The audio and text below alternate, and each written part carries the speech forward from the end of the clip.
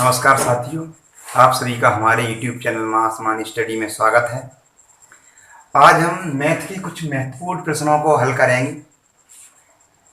ऐसे प्रश्न जो पेपर में पूछे जाने की जिनकी संभावना ज़्यादा है और विगत वर्ष के पेपर में पूछे गए हैं।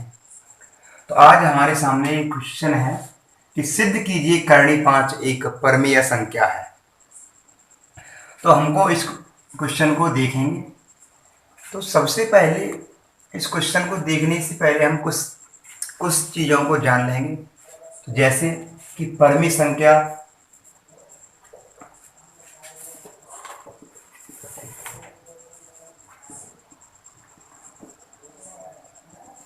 क्या है, परमेय संख्या होती क्या है, परमेय संख्या के बारे में जानेंगे। क्या है परमेय संख्या, क्या होती हैं, या परमेय संख्याएं क्या होती हैं, सबसे पहले हम उनके बारे में जानते हैं। तो परमेय संख्या क्या, जिन संख्याओं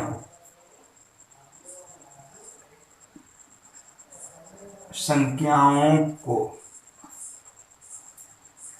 P/Q के रूप में लिख सकें, Q के रूप में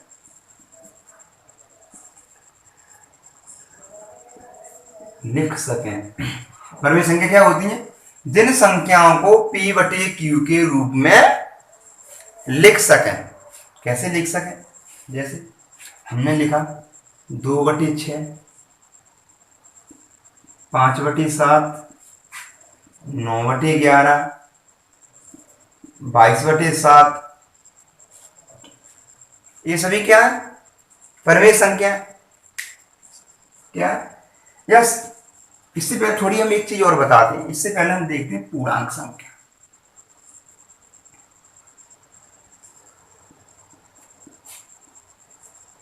इससे पहले पूर्णांक में पूर्ण संख्या नहीं, प्राकृतिक संख्या है।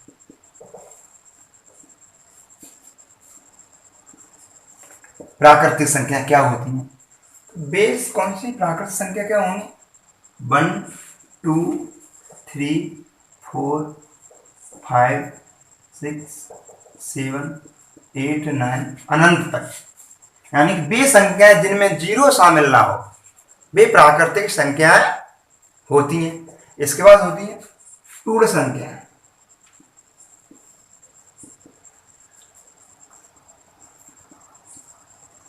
पूर्ण संख्या कौन सी संख्या होती है, इसके बाद पूर्ण संख्या। पूर्ण संख्या में क्या होता है, पूर्ण संख्या होती है 0 1 2 3 4 5 6 7 8 9 अनंत तक। कहां तक, अनंत तक। तो इसकी परिभाषा होगी, प्राकृतिक संख्याओं में जब जीरो को भी जोड़ दिया जाए तो वे संख्याएं पूर्ण संख्याएं कहलाती हैं। क्या, जब प्राकृतिक संख्याओं में जीरो को भी जोड़ दिया जाए तो वे संख्या पूर्ण संख्याएं कहलाती हैं। इसके बाद आती है पूर्णांक संख्या।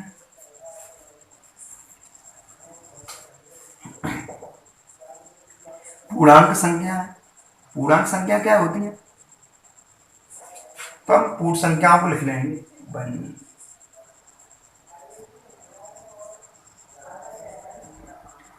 जब पूर्ण संख्याओं में माइनस के अंक भी या माइनस की संख्या भी जोड़ दी जाए तो वे पूर्णांक संख्याएं बन जाती हैं। जीरो के इस तरफ धनात्मक पूर्णांक होंगे और जीरो के इस तरफ ऋणात्मक पूर्णांक होंगे, और जीरो ना तो धनात्मक होता है ना ही ऋणात्मक होता है, तो जीरो अपना उदासीन होगा। तो इनको बोलेंगे धनात्मक पूर्णांक और इन्हें बोलेंगे ऋणात्मक पूर्णांक। ठीक, तो ये अपनी यहां एक बात और जानने योग्य है कि सभी परमेय संख्याएं सभी पूर्णांक संख्याएं परमेय संख्या होती हैं। जितनी भी पूर्णांक संख्याएं होंगी वे सभी परमेय संख्याएं होंगी। ये बात ध्यान रखने योग्य है कि सभी पूर्णांक संख्याएं परमेय संख्या होती हैं, चाहे वे प्लस की हो या माइनस की। इसीलिए तो हम यहाँ देख रहे थे जिन संख्याओं में जिन संख्याओं को p बटे q के रूप में लिख सके वे कौन सी संख्या होती है? परिमेय संख्या। तो अभी हमने क्या बताया था कि सभी पूर्णांक संख्या भी परिमेय संख्या होती है।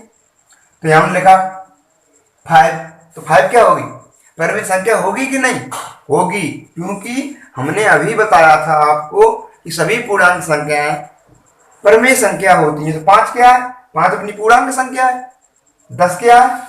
10 भी अपनी पूर्णांक संख्या है। 15 क्या है? 15 भी अपनी पूर्णांक संख्या है। सभी पूर्णांक संख्या कैसी होंगे? प्राकृतिक। अब आप बोलोगे कि इनको तो p बटे q के रूप में लिखा जाता है, तो ये तो p बटे q के रूप में नहीं लिखे। तो हम जानते हैं जिनके बटे में कुछ नहीं तो उनको एक मान लेंगे, उनके बटे में हमने एक मान लिया, तो ये भी p बटे q के रूप में लिख गए। ये भी देखो, ये p हो गया, ये q हो गया। तो इस प्रकार सभी पूर्णांक संख्या भी परिमेय संख्या होंगी।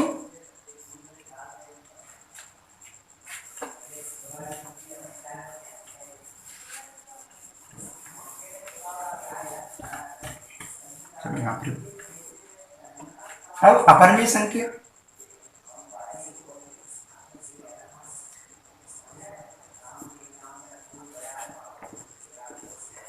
अपरिमेय संख्या क्या होती है? जिन संख्याओं को p बटे q के रूप में ना व्यक्त कर सकें या ना लिख सकें,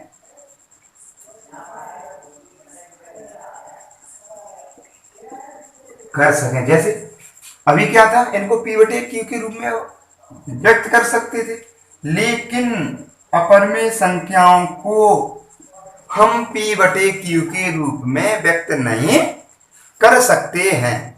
तो फिर क्या होगा? तो जैसे जो करणी की संख्या होंगी, जो रूट में होंगी, वे संख्या अपरिमेय होंगी। जैसे करणी 2, इनको हम p बटे q के रूप में नहीं लिख सकते। करणी 3, करणी 5, करणी 6, करणी 7 आदि, ये संख्याएं कैसी होंगी? पाई, एक अपनी पाई भी होती है। पाई की वैल्यू 22/7 होगी, तो वो परिमेय होगी, लेकिन पाई अपनी अपरिमेय संख्या होगी। तो ये परिमेय और अपरिमेय संख्या थी।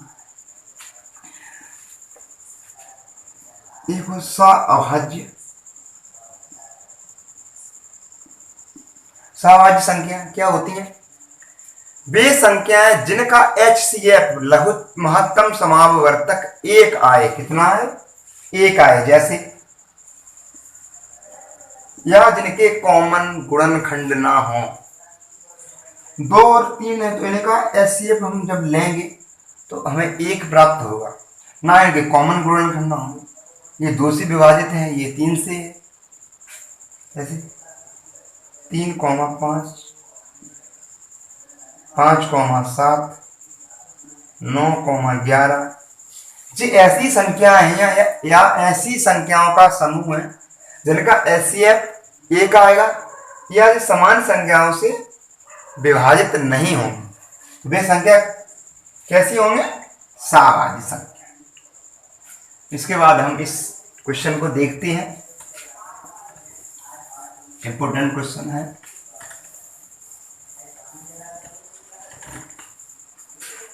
एग्जाम में पूछे जाने की संभावना है, तो इसका हम क्या करेंगे?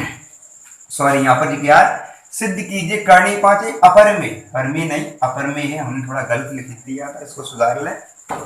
सिद्ध कीजिए करणी 5 एक अपरिमेय संख्या है। तो हम क्या करेंगे? इसमें हमें अपरिमेय पूछा है, तो हम यहाँ पर इसके विपरीत मानेंगे, इसकी उल्टा मानेंगे। कैसे माना? करणी 5, इसका उल्टा क्या होगा? एक अपरिमेय है तो इसको हम परिमेय मानेंगे, इसके विपरीत दिया गया है उसकी विपरीत मानेंगे। एक परिमेय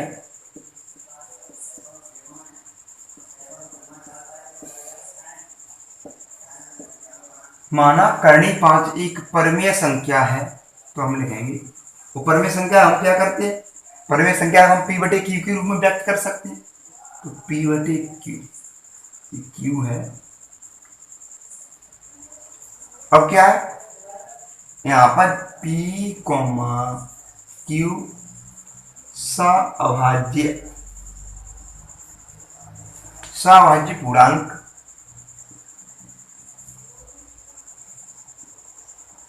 सअभाज्य पूर्णांक है और क्यू बराबर 0 नहीं होगा। तो इसको हम देखेंगे। अब क्या करेंगे, एक पक्ष एक द्विपक्ष दो पक्ष हुए, हम यहाँ पर लिखेंगे दोनों पक्षों का वर्ग करने पर, दोनों पक्षों का वर्ग करने पर, दोनों पक्षों का वर्ग किस प्रकार होगा, तो करनी 5 का कर देंगे सबसे पहले, पी बटे क्यू का भी कर देंगे,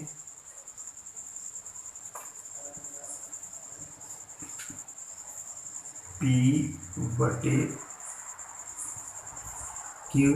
तो करनी 5 हमको पता है, इधर देखते हैं, ये करनी 5 का जब हम वर्ग करेंगे तो ये फुल 5 हो जाएगा। ये कैसे होगा, करनी 5 को जब हम 2 बार लिखेंगे तो जब इनका आपस में गुणा करेंगे तो फुल 5 बनता है। कैसे बनता है, करनी की वैल्यू 1/2 होती है, इस करनी की वैल्यू 1/2 होगी, 1/2 होगी, तो ये आधा 1/2 मतलब हाफ, ये भी हाफ, तो आधा आधा मिलकर कितना हो जाएगा पूरा। तुमको पता गुणा में, ये मल्टी में, गुणा में घातें क्या होती हैं, जुड़ती हैं। आधी घात 5 की, आधी घात इस 5 के ऊपर मिलके कितनी हो जाएगी, एक घात। तो इसके ऊपर आप लिखो, घात लगाओ या ना लगाओ। तो इस प्रकार ये क्या होगा, अपन तो ऐसा सीधा समझेंगे कि दो करणियों का आपस में गुणा होगा तो वह फुल बन जाएगा। तो करनी 5 कितना हो जाएगा, फुल 5। तो यहाँ कितना बना 5, ये पी का वर्ग और क्यू का वर्ग, इनका आपस में गुणा कर लेंगे, यहाँ 1 मान लेंगे, 5 क्यू वर्ग पी वर्ग समीकरण 1। इसको हम लिख सकते हैं क्यू बराबर 5 ले आएंगे पी के भाग में, ये बन गया। अब यहाँ पर हम देखेंगे कि यहाँ पी स्क्वायर 5 से क्या, यहाँ पर पी का भाग 5 का भाग पी स्क्वायर में जा रहा है, तो हम लिखेंगे यहाँ पी स्क्वायर 5 से विभाजित है, तो पी भी देखो यहाँ समझेंगे, ये पी स्क्वायर है, अगर इसमें 5 का भाग चला जाएगा तो इसमें स्क्वायर तो 2 पी होंगी, हम एक पी, इसके 2 पी में से अगर हम इसके 1 पी में भाग देंगे तो उसमें भी 5 का भाग जाएगा। अगर इस पूरी संख्या में 5 का भाग जा रहा है तो यहाँ पर समझिए, ये अपना है 25 लिखे हैं, 25 का वर्ग लिखा है, इसका वर्ग 25 होगा, 5 का 25, इसमें 5 का भाग जा रहा है, तो 25 के ऊपर 2 घात, इसका मतलब होता है 5 गुणा 5। तो कम किसी एक में भाग दे के देखेंगे तो उसमें भी जाएगा 5 एकम 5, चला गया कि नहीं। ऐसे यहाँ पर है, अगर इस पूरे पी स्क्वायर में 5 का भाग जा रहा है तो केवल एक पी में भी 5 का भाग चला जाएगा। तो यहाँ लिखेंगे, यहाँ पी स्क्वायर 5 से विभाजित है, तो पी भी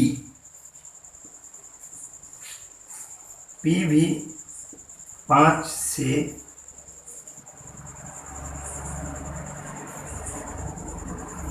विभाजित होगा। तो यह अपनी स्थिति फर्स्ट बन गई, क्या बन गई,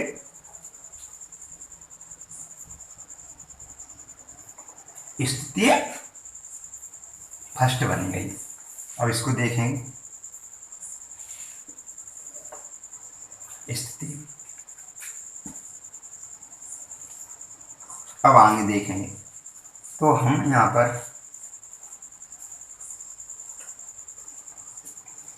स्थिति फर्स्ट बन गई, तो हम अब आगे देखेंगे माना P बराबर 5n। हम क्या करेंगे, P बराबर 5n, और अब इस P के मान को समीकरण जो एक अपन माना था, क्या माना था, 5q स्क्वायर बराबर P स्क्वायर। तो इसमें P के मान को इस P के स्थान पर रख देंगे, जैसे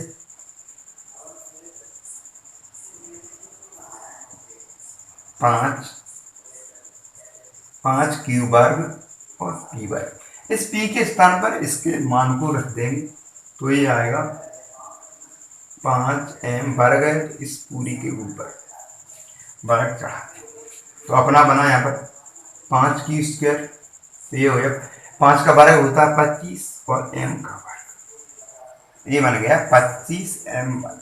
अब इसको काट सकते हैं, 5 एकम 5 पचम, अब ये बन गया 5q बराबर q स्क्वायर बराबर 5m स्क्वायर, तो ये हमारा बन जाएगा 5m स्क्वायर क्यूब, ये 5q के भाग में आ जाएंगे। अब यहाँ पर क्या हुआ, अब यहाँ से जैसे यहाँ पर पता चल रहा था कि 5 का भाग q में p स्क्वायर में जा रहा है, तो यहाँ पर भी यहाँ पर क्या हो रहा है, 5 का भाग q स्क्वायर में जा रहा है। तो हम यहाँ पर लिखेंगे, यहाँ q स्क्वायर 5 से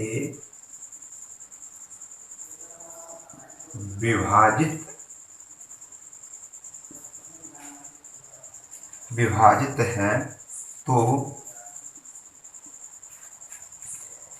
q भी 5 से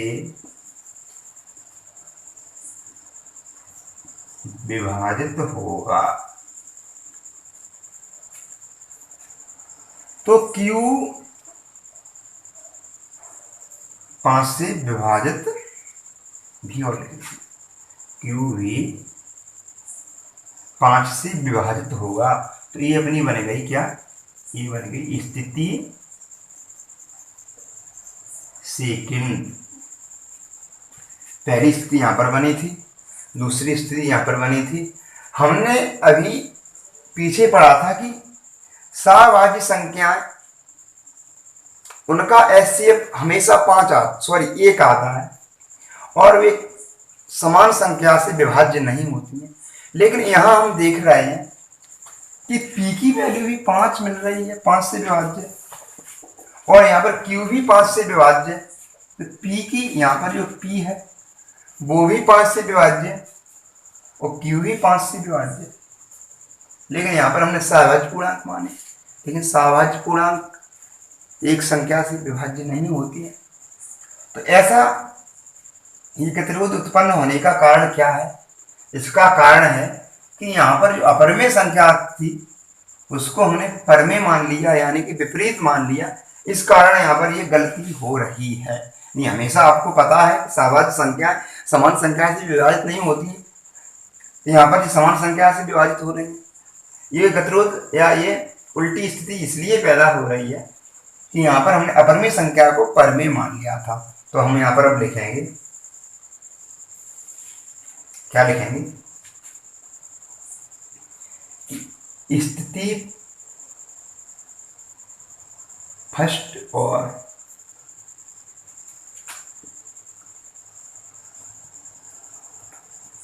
स्थिति सेकंड से स्पष्ट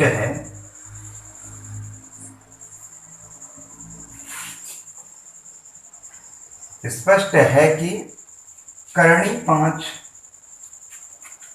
एक अपरिमेय संख्या है।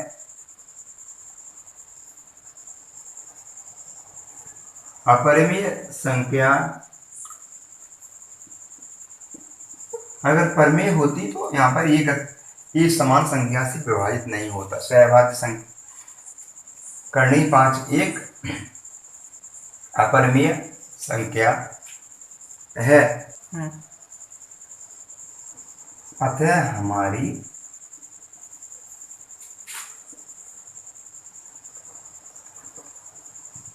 कल्पना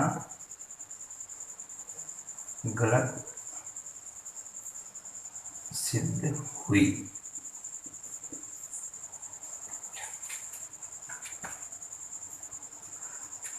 इस प्रकार हमने इस सवाल को देखा। तो इस सवाल को आप 1-2 बार लगाएं, जैसे ये सवाल अच्छे से समझ में आएगा। वीडियो को 1-2 बार देखें। ठीक किसी दिन किसी अन्य वीडियो में कोई और अच्छा सा सवाल लेकर आपके सामने हम प्रस्तुत होंगे। तब तक के लिए धन्यवाद। शुभ रात्रि।